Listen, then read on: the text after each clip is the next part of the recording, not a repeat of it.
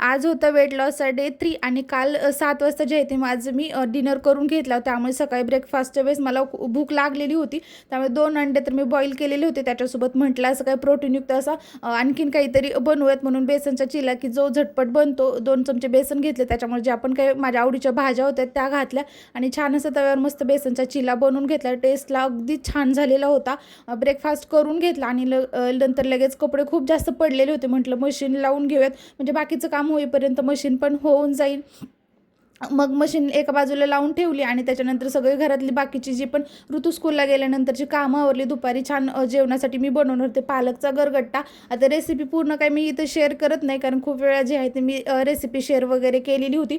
छान असा पालकचा गरगट्टा. त्याच्यासोबत मी आज ना ब्राऊन राईस घेतलेला होता. भाकरी किंवा चपाती काहीच घेतली नाही. ताक आणि ज्या मी मिरचीचं लोणचं बनवलं होतं त्या 2 मिरच्या घेतल्या आणि त्याच्यासोबत काकडी आणि टोमॅटोचं जे आहे ते सलाड घेतलं. आणि झाल्यानंतर लक्षात आलं की कपडे वाळत टाकायचे होते पण पटकन जे आहे ते कपडे पण वाळत टाकले. त्याच्यानंतर मग बाकीचे संध्याकाळी ऋतूचं वगैरे सर्व गोष्टी केल्या आणि आता माझं डिनरचा टाईम होता. तो म्हटलं कारण दुपारी जास्त जेवण झालं की संध्याकाळी जास्त भूक नव्हती. त्यामुळे सोया चंक्सचं जे आहे ते मी छान असं सलाड बनवलं आणि खूप छान आणि टेस्टी झालेलं होतं. तर असा होता माझा वेट लॉस डे 3.